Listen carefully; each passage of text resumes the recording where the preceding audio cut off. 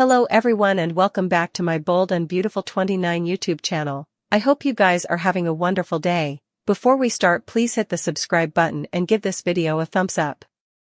At Forrester, Katie asks if frazzled Brooke is everything is okay. Brooke says her mind has been away. Katie prodigies if it's sailing down with Nick Marone, who wants her reverse. Brooke says he's remarkable and fascinating. Katie suppositions her heart is still with Ridge. Katie reminds her family that she and Nick were veritably happy formerly.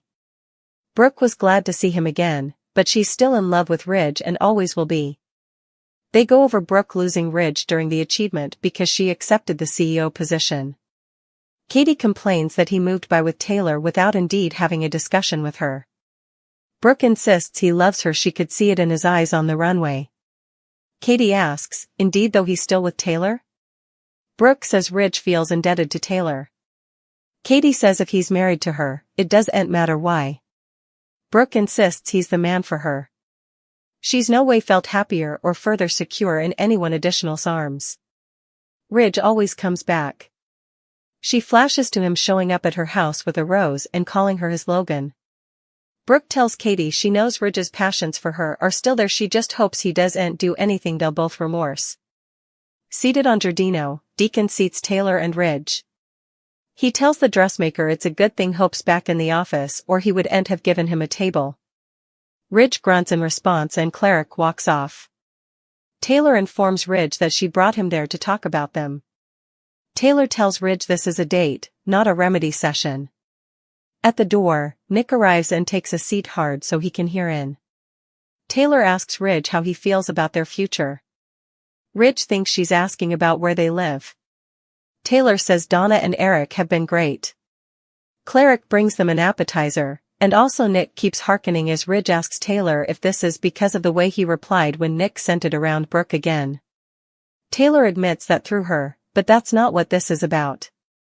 She's wondering where this is going and what their future looks like. What kind of a commitment is he prepared to make? Ridge reminds her they're living together. Taylor wants a continuing future with him. Nick cranes his neck to hear as Taylor says she woke up this morning with an inconceivable sense of peace and excitement. She sees them together for the rest of our lives. Like hubby and woman. Ridge Forrester, will you marry me? In Precipice House, Steffi and Finn tell Will and Electra about Luna visiting them. They talk about Hayes going to academy and the need for redundant security. Finn is determined to cover Steffi from his son. Will says they'll help out any way they can. Deputy Chief Baker arrives and tells Finn he wishes he'd better news. There's not much the department can do about Luna. Her record has been wiped clean, they can't indeed prove she's committed any new crimes.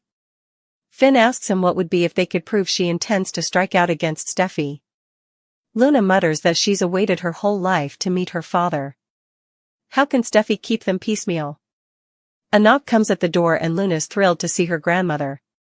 She wasn't sure she'd come. Sheila's there to help her pack. Luna isn't leaving, she has nowhere to go and no bone to turn to.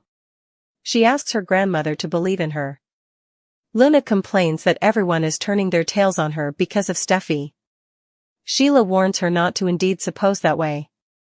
They've to be happy for Finn chancing joy indeed if they all can't be together. She loves him enough to keep her distance. And you need to do the same. Luna claims she has been steering athwart of everyone. Well, nearly everyone. She decides to textbook Will to let him know she's thinking about him. Baker tells Finn they could shoot Luna back to jail if she makes a believable trouble. Just also, Will gets the textbook from Luna. Steffi tells the chief that Luna doesn't trust anyone, there's no way to trap her. Will muses, perhaps there is. At Luna's place, she asks Sheila for advice on how to land a Joe like Will Spencer. Sheila muses about her crushing on the Spencer heir at law. She picks up the origami Luna made and tells her it's beautiful. Luna says it keeps her distracted. She'd be suitable to let go of Finn if she had commodity good to look forward to like Will. Will tells the group that Luna transferred him a selfie. He suggests he reach out and tell her that he wants to see her. Electra thinks the trap would work, she's hung up with him. Will tells Baker he could put a line on him. He'll get her to admit she's out to get Steffi. Steffi and Baker advise Will this is dangerous. Luna killed 2 men. Will's sure she'll be excited to see him, and Baker will be right behind him ready to make an arrest. Baker thinks he could make some calls and get a leave to do this. Will insists they go ahead with this. He textbooks Luna, nice tattoo. I want to see it in person. Electra and I broke up. She tells Sheila that Will texted her. He broke up with Electra and wants to see her. Will Spencer wants to see me. At the Precipice house, Will tells everyone that Luna just transferred him her address. We're in. Baker goes to call for the line. Steffi warns Will he'll have to be careful. Will plans to get her talking. Finn advises him not to force the subject too much. Steffi hopes she doesn't catch on. Will is sure this will work out and they will no longer have to worry about Luna. The fact that Ridge is back with Taylor, Brooke still considers the Joe to be her fortune and continues to hold out stopgap that one day they will reunite and live happily ever later. Still, those plans could be slightly derailed when she receives an unanticipated caller in the Forrester services. Nick! Brooke exclaims, stunned to see her ex-husband back in city. Taking her in, Nick smiles and declares some effects no way change. It also sounds like news of Nick's return has spread snappily as Ridge grouses to Taylor. I just doen't like the Joe, he complains. I no way will. There was no way any love lost between Ridge and his half-family in the history, and their enmity was generally inflamed by their competition for Brooke's heart. Ridge claims to be happy with Taylor, but might Nick's resurfacing in Brooke's life stir up old envy and resentments? Steffi and Finn are on the same runner where their family is concerned. While Finn did feel compelled to try and get to know his mama, Sheila, against his woman's expostulations, both of them are of the same mind about his son, Luna. And because Liam is also staying in their home as his health deteriorates, he's inversely as determined to cover his ex-wife and the kiddies from the implicit trouble.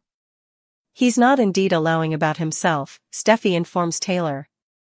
He's thinking about keeping us safe. Concerned, Taylor confirms from Luna.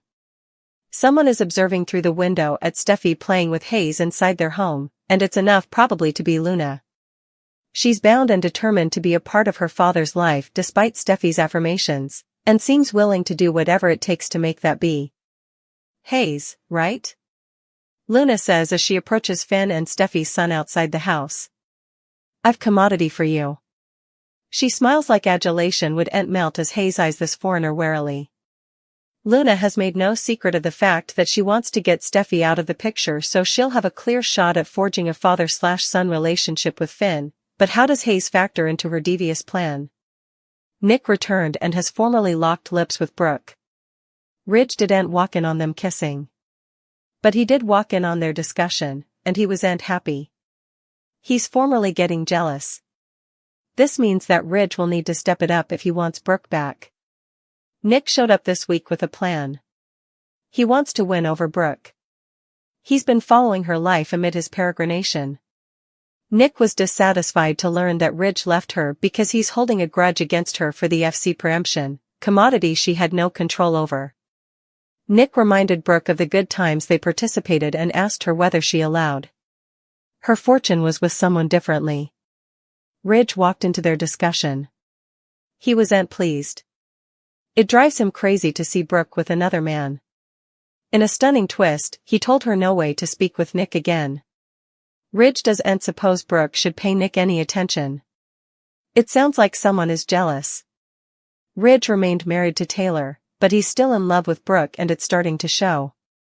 Ridge will have to figure out a way to win over Brooke if he really wants her. But he's going to have to put out all the stops this time. This would involve a grand gesture that has nothing to do with a developer gown. That's been done numerous times before, however, he needs to figure out how to make it be, if Ridge really wants Brooke back. The Forrester Creations crew will be jetting off to Italy in July. Will that be the time when Ridge wins over Brooke? It's going to take further than a keyhole to make it be. He admitted that Nick is too good for Brooke. Obviously, he still thinks largely of her, however, also he needs to show it, if so. He could find a way to make this Italian trip bone that Brook will no way forget. Perhaps they can walk hand in hand through the romantic thoroughfares. Ridge should also apologize to Brook and admit his mistake for condemning her for the achievement attempt. He doesn't need to make a public protestation. All Ridge has to do is tell Brook that he wants to be with her, and her only. And perhaps a fine Italian regale would help.